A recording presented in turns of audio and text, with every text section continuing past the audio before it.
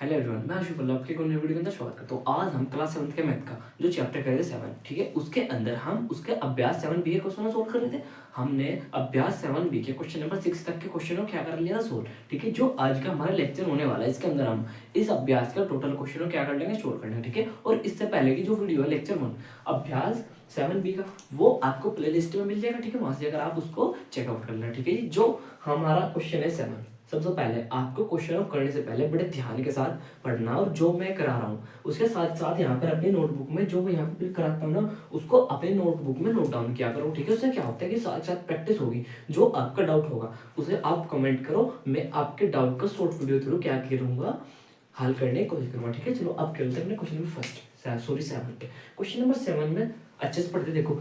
एक किले में 700 ग्राम प्रति सिपाही, ठीक है, के हिसाब से 42 दिन का भोजन रखा हुआ, ठीक है। मतलब क्या लगेगा कि एक किला है, उसमें 700 ग्राम प्रति सिपाही, मतलब एक सिपाही को कितना भोजन दिया जाता है, 700 ग्राम के हिसाब से। अगर एक सिपाही को एक दिन में 700 ग्राम, उससे दिन फिर 700, उससे दिन फिर 700, ऐसे 42 दिन का भोजन रखा। मतलब कि अगर 700 ग्राम हर रोज देगा, कितने दिन तक चलेगा भोजन, 42 दिन तक भोजन चलेगा, ठीक है। सबसे पहले हमने लिखा भोजन कितना है, 700 ग्राम, तो यहाँ पर हमने लिख लिया 700 ग्राम, ठीक है, ठीक है जी। और कितने दिन तक का लिखा हुआ है, 42 दिन का, हमने यहाँ पर लिख लिया 42 दिन। आई होप आपकी ये लाइन समझ में आई होगी। देखो अभी तक हमने यहाँ पर कुछ भी ऐसा स्पेशल नहीं किया जो आपकी समझ में ना आए, ठीक है। आगे पढ़ते हैं। यदि प्रतिदिन भोजन को 600 ग्राम कर दिया, पहले कितना था 700 ग्राम, अब कितना कर दिया उन्होंने 600 ग्राम, ठीक है। मतलब क्या हुआ, घटा दिया, ठीक है जी। तो प्रति सिपाही कर दिया जाए तो भोजन कितने दिन तक चलेगा, ठीक है। हमने मान लिया कि x दिन तक चलेगा, हमने क्या मान लिया कि x दिन तक चलेगा। आई होप आपकी ये चीजें समझ में आ रही होगी। उन्होंने क्या बोला कि एक कोई किला है, इसमें 700 ग्राम प्रति सिपाही की दर से भोजन कितने दिन का, 42 दिन का। अगर हमने 700 ग्राम घटा के, अब आप पहले हम 700 ग्राम देते थे, अब हमने 600 ग्राम देना स्टार्ट कर दिया। पहले हम 700 ग्राम भोजन देते थे एक सिपाही को, और अब हम दे रहे हैं 600 ग्राम। पहले 700 ग्राम तो पहले दिन चलता था, अब हमको निकालना है कितने दिन चलेगा। हमने मालिक माना x दिन चलेगा। अब एक छोटी सी बात है यहाँ नोटिस करने वाले की, देखो पहले कितना था, 700 चलता था, अब कितना रह गया, 600 रह गया, मतलब घट गया। पहले हमने 700 ग्राम दिया प्रति सिपाही को, तो 42 दिन, अब हमने कम कर दिया, तो ऑब्वियसली 42 दिन से ज्यादा ही चलेगा भोजन। 42 दिन से ज्यादा क्यों चलेगा, क्योंकि पहले 700 ग्राम दे रहे थे, चल रहा था 42 दिन।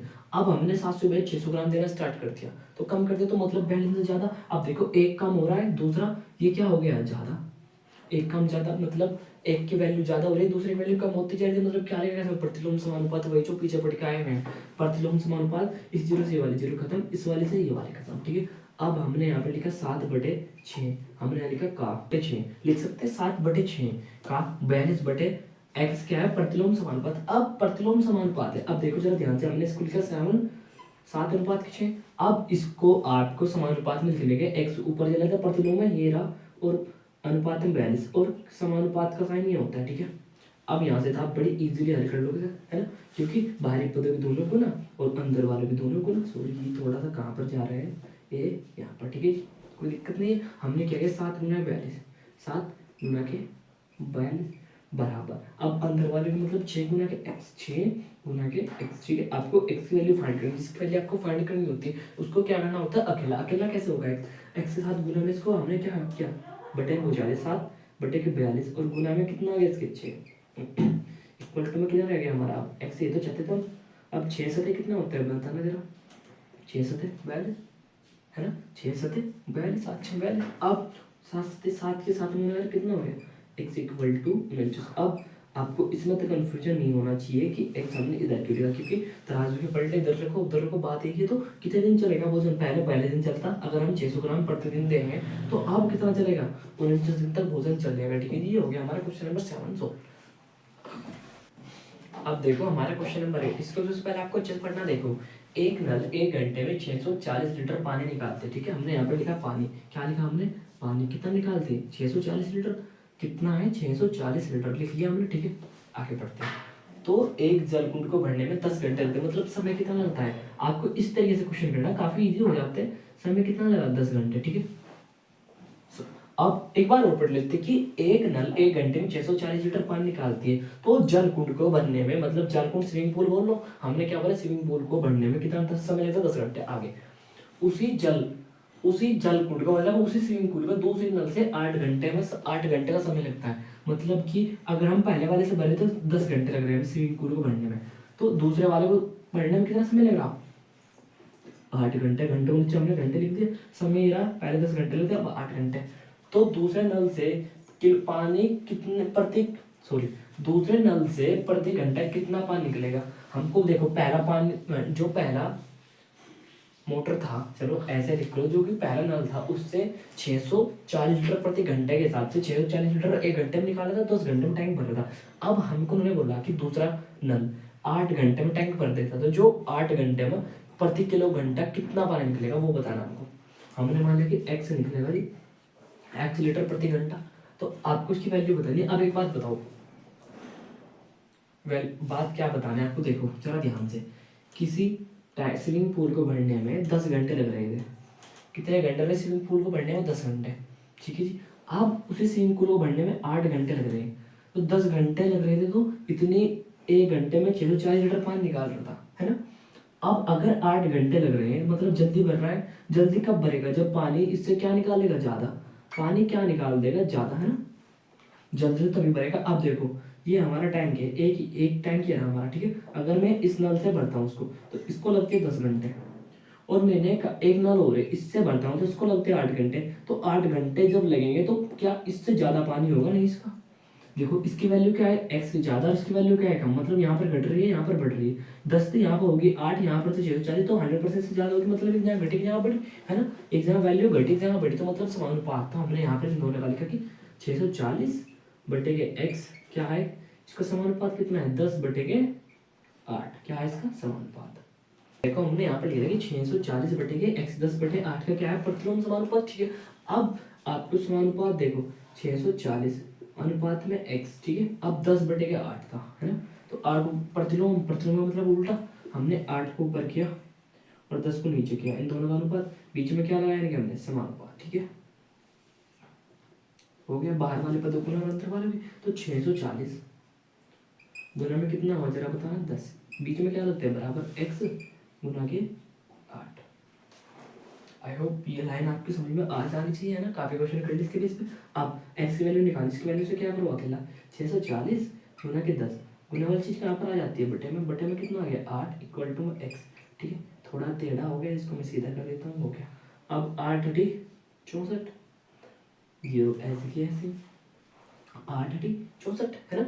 और 0 एज इट इज, और 10 80। चलो मैं एक लाइन और बढ़ा देता हूँ, घबराऊंगा कि कभी आपके समझ में नहीं है ना।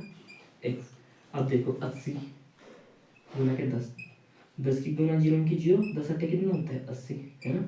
तो कितना आ गया? 800। 800 लीटर प्रति घंटे के हिसाब से पानी काटा। मैंने बोला था ज्यादा होगा, है ना ज्यादा। देखो पहले 640 था, अब 800 हो गया, मतलब बढ़ गई वैल्यू। पहले 10 था, 8 हो गया। एक घटी, एक घटी, एक बढ़ी, एक घटी, एक घटी और दूसरी बढ़ी, एक घटी, एक बढ़ी, है ना। तो ये आ गया हमारा आंसर, ठीक है जी। अब देखो जो हमारा क्वेश्चन नंबर 9 है, क्वेश्चन नंबर 9 में क्या रखा है देखो ध्यान से, ठीक है जी। देखो एक छात्रावास, छात्रावास क्या होता है?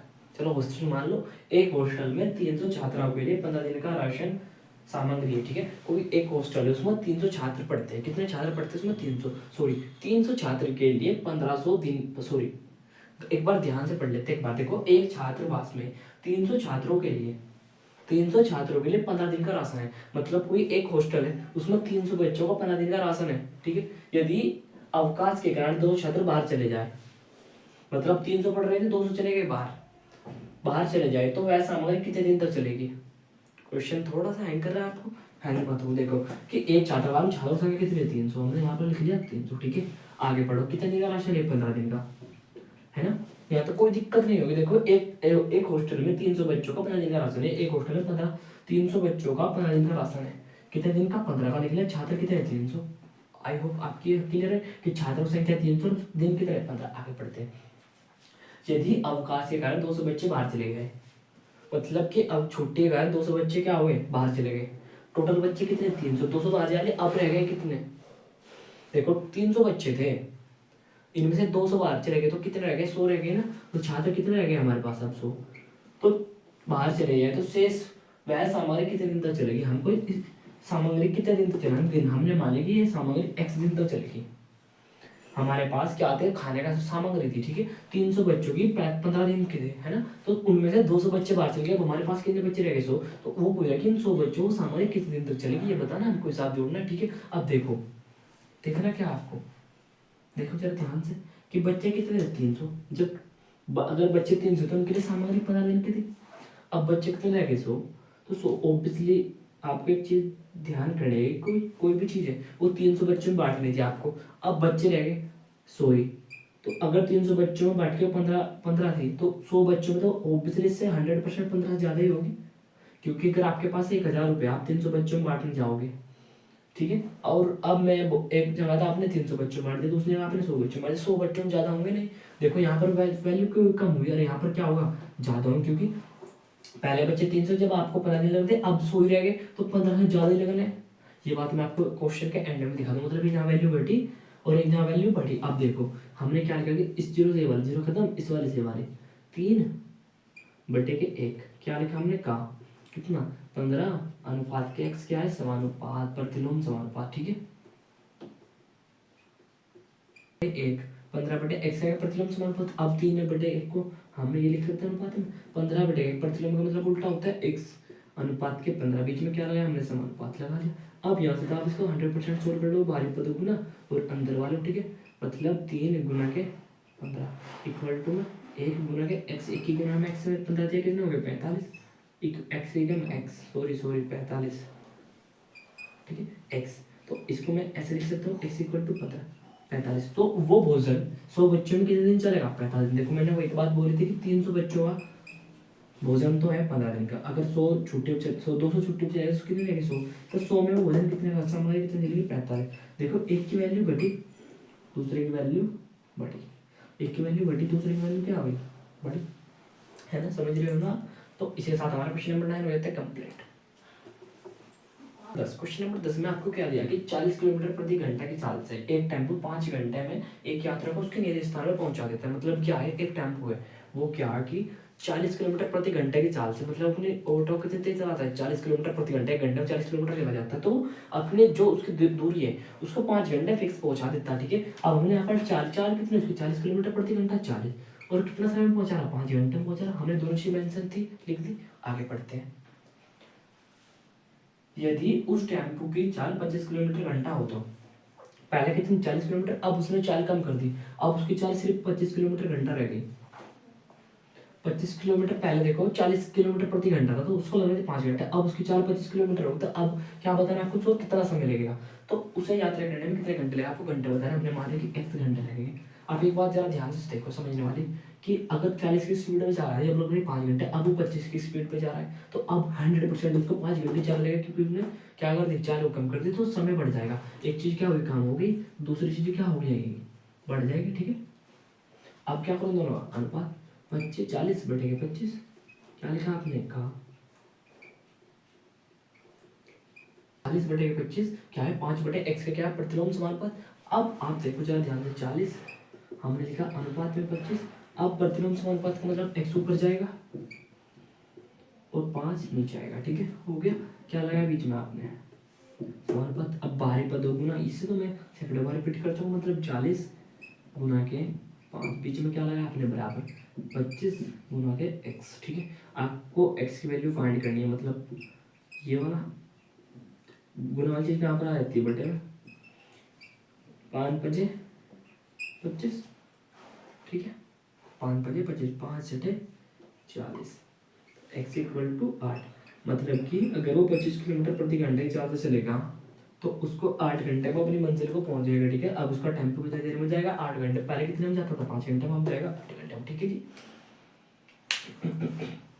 तो हमारा क्वेश्चन नंबर 11 थोड़ा सा बढ़िया क्वेश्चन है। बढ़िया कैसा है कि आपको इसे करने में थोड़े से दिमाग के घोड़े दौड़ाने पड़ेंगे। कैसे दौड़ाएंगे वो देखो ध्यान से। देखो, 2 कुशल श्रमिक या 3 अकुशल श्रमिक एक काम को 20 दिन में करते हैं। कहने का मतलब कि 2 कुशल श्रमिक, हमने यहाँ पर लिखा 2, देखो हमने यहाँ पर लिखा कि 2 कुशल श्रमिक या 3 अकुशल श्रमिक एक काम को 20 दिन में करते थे, तो 3 हमने कितना लिखा, 20। अब आपको ये चीजें बड़े ध्यान से पढ़नी है, मतलब 2 कुशल और 3 अकुशल। अकुशल अकुशल छोड़ दो, 1 मिनट, मैंने बोला कि 2 खिलाड़ी, यहाँ पर लिखता हूं मैं कि 2 खिलाड़ी, ठीक है, कितने, 2 खिलाड़ी किसी काम को 20 दिन में करते हैं। 2 खिलाड़ी किसी काम, बिल्कुल जो खिलाड़ी है, 2 खिलाड़ी किसी काम को 20 दिन में करते हैं और 3 अनाड़ी भी उसी काम को 20 दिन में कर लेते हैं। आए नहीं समझ में? उन्होंने ये बोला कि 2 कुशल श्रमिक, मतलब 2 है एक्सपर्ट, एक्सपर्ट क्या है, 2 बिल्कुल जो परफेक्ट है, और 3 अकुशल, मतलब 2 है समझदार, किसी काम, कोई काम है उसे, ये कोई काम है, ठीक है, इसको 2 समझदार आदमी और 3 असमझदार आदमी 20 दिन में कर ले। तो कहने का मतलब है कि जो 2 कुशल श्रमिक है किसके बराबर होंगे, 2 कुशल श्रमिक 3 अकुशल के बराबर नहीं हो जाएंगे। अब आप बोलोगे कि हमारी ये लाइन बिल्कुल भी समझ में नहीं है, ठीक है। आप जरा एक बात ध्यान से लो, क्या बोला, 2 कुशल श्रमिक, 2 कुशल श्रमिक या 3 अकुशल श्रमिक किसी काम को 20 दिन में कर लेते हैं। मतलब ये कोई भी काम है, ये क्या है, कोई एक काम है, इसको अगर 2 खिलाड़ी करते हैं, मतलब 2 कुशल कितने दिन में कर लेंगे, 20। वहीं पर 3 अकुशल भी इसको 20 दिन में कर लेंगे। मतलब कि 2 कुशल या फिर 3 अकुशल इस काम को 20 दिन में कर लेंगे। मतलब 2 कुशल 3 अकुशल के बराबर हो गए नहीं। कहने का मतलब कि घर बन रहा है, उसमें 2 मिस्त्री किसी दीवार को 2 दिन में करते हैं। 2 बढ़िया वाले मिस्त्री, 2 बढ़िया वाले मिस्त्री किसी घर, सॉरी 2 बढ़िया वाले मिस्त्री किसी काम को 20 दिन में कर रहे हैं। और हमने क्या कि 3 अनाड़ी मिस्त्री, 3 अनाड़ी मिस्त्री उस काम को 20 दिन में कर रहे हैं। तो वे जो 3 अनाड़ी मिस्त्री, क्या वे 2 खिलाड़ी मिस्त्री बराबर काम कर रहे, नहीं कर रहे? तो हमने उन दोनों को ये तो बात लिखी, हम दोनों को क्या लिख लिया, बराबर, कि मतलब 2 खिलाड़ी मिस्त्री 3 अनाड़ी मिस्त्री क्या करे, बराबर काम करे। वही बात बोलेंगे कि 2 कुशल श्रमिक या 3 अकुशल श्रमिक किसी काम को 20 दिन में करे। मतलब कि अगर दीवार करने में लगे 2 मिस्त्री, 2 बढ़िया वाले मिस्त्री कोई दीवार 20 दिन में करते हैं। हमने क्या बोला कि हम 3 अनाड़ी मिस्त्री लगा उसी दीवार को, 3 अनाड़ी मिस्त्री भी उसी दीवार को 20 दिन में करें। मतलब दोनों मिस्त्री क्या हो गए, बराबर हो गए। 2 कुशल 3 अकुशल बराबर हो गए। बस ये लाइन समझाएं तो हो गया काम। आगे पढ़ते हैं। एक काम को 6 कुशल श्रमिक और 1 अकुशल श्रमिक उसी काम को कितने दिन में करेगा। अब हमने क्या किया, हमारे जो घर के आदमी है उन्होंने क्या बोला कि 6 तो बढ़िया वाले मिस्त्री लगाओ और 1 लो लेवल का अकुशल, 6 कुशल लगाओ 1 अकुशल। तो आपको ये कैलकुलेट करके बताना कि ये 6 तो बढ़िया वाले, मतलब 6 कुशल श्रमिक और 1 अकुशल श्रमिक उस काम को कितने दिन में करना है, ये बताना आपको, ठीक है। इन्होंने क्या बोला कि 6 कुशल। अब आप थोड़े कंफ्यूज हो रहे हो, है ना, 6 कुशल और 1 अकुशल। कंफ्यूज होने आप बोलोगे कि क्या कुशल है, कुशल है, कुशल है ना, 1 अकुशल। उस काम को कितने दिन में बताना है, आपको दिन बताना। अब थोड़ा सा दिमाग वाली बात बताओ, 2 कुशल श्रमिक किसके बराबर है, 3 के। 2 कुशल, यहाँ पर मैं 1 मिनट, ये जो मैं आपको समझाया वो देख लो 1 मिनट।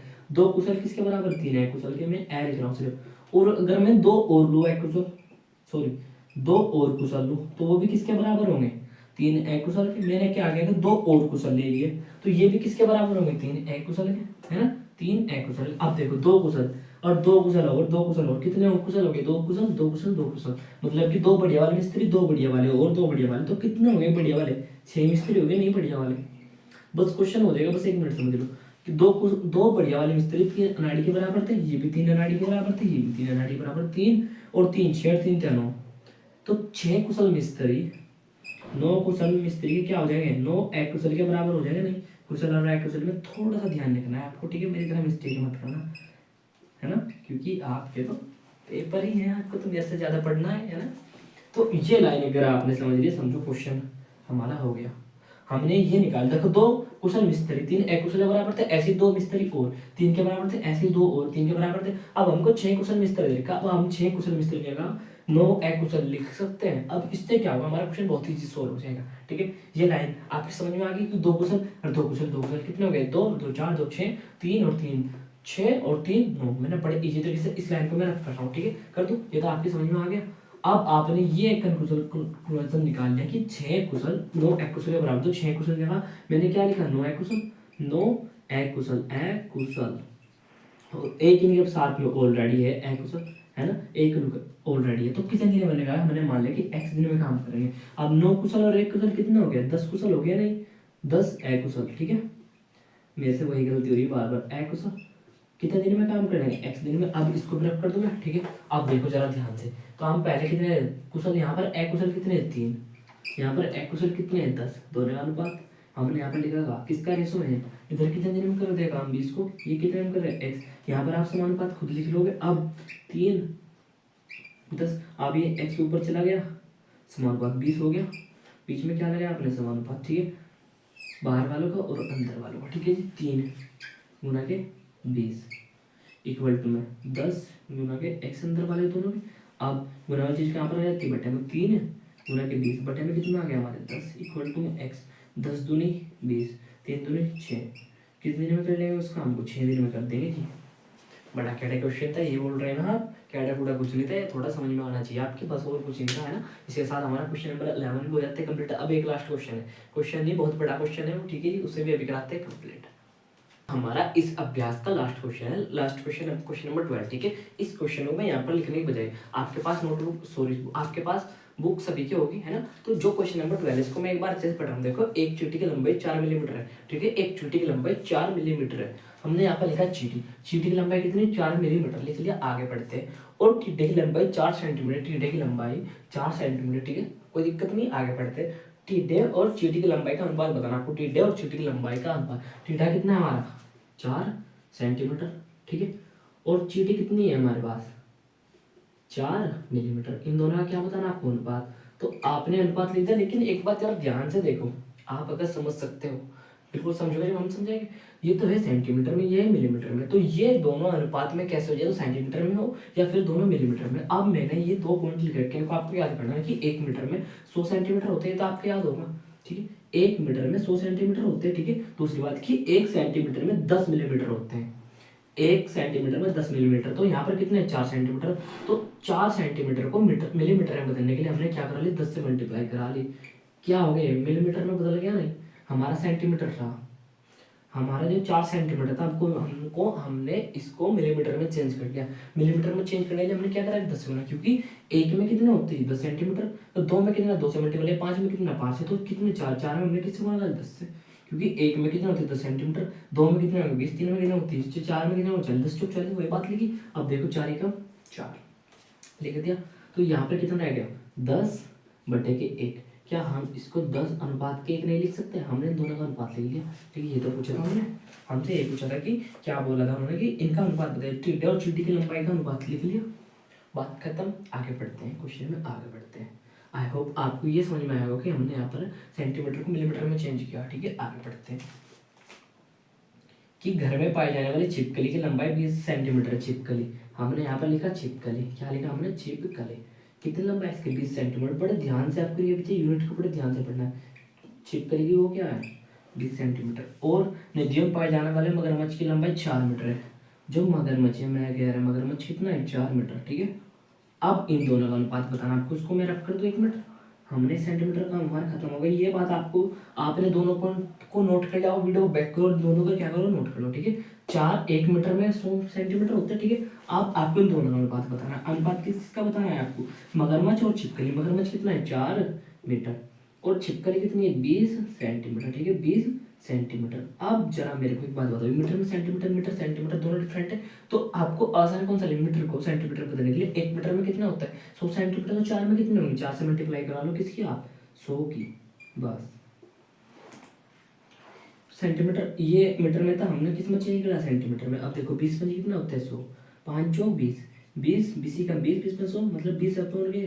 क्या हमें इसको 20 अनुपात के नहीं लिख सकता, ठीक है। अब हमने टिड्डे और चींटी का अनुपात निकाल लिया। मगरमच्छ, अब आगे क्या बोला कि टिड्डे और चींटी की लंबाई का अनुपात, मगरमच्छ और छिपकली की लंबाई का अनुपात का समानुपात बताना, मतलब इसका अनुपात और इनका अनुपात का क्या बताना आपको समानुपात। 10 अनुपात के 1 20 अनुपात के 1 दोनों क्या बताना समानुपात। समानुपात ये आ गया हमारा आंसर, ठीक है। इतना सा काम था। आई होप आपके क्वेश्चन समझ में आया होगा। आपको चेंज प्रॉब्लम कहाँ पर हुई होगी इसका क्वेश्चन मेरे अकॉर्डिंग आपको सेंटीमीटर को मीटर में, मीटर को सेंटीमीटर में अगर आप बोलोगे ना, तो एक वीडियो में ऐसे ही बना दूंगा, उसमें आपको ये अच्छे समझा दूंगा कि सेंटीमीटर को मीटर में कैसे बदलते हैं, मीटर को सेंटीमीटर में, किलोमीटर को मीटर में, किलोमीटर प्रति घंटा को मीटर प्रति सेकंड में कैसे चेंज करते हैं। सारी चीज़ों को मैं एक ही कंबाइंड वीडियो में बहुत अच्छे तरीके से एक्सप्लेन करता हूँ, ठीक है। अगर आप बताओगे, ठीक है। तो आज की वीडियो में इतना ही, हमारा अभ्यास 7 भी हो गया कंप्लीट। आई होप आपकी हर चीज़ समझ में आया होगा, ठीक है। Thank you for watching my video.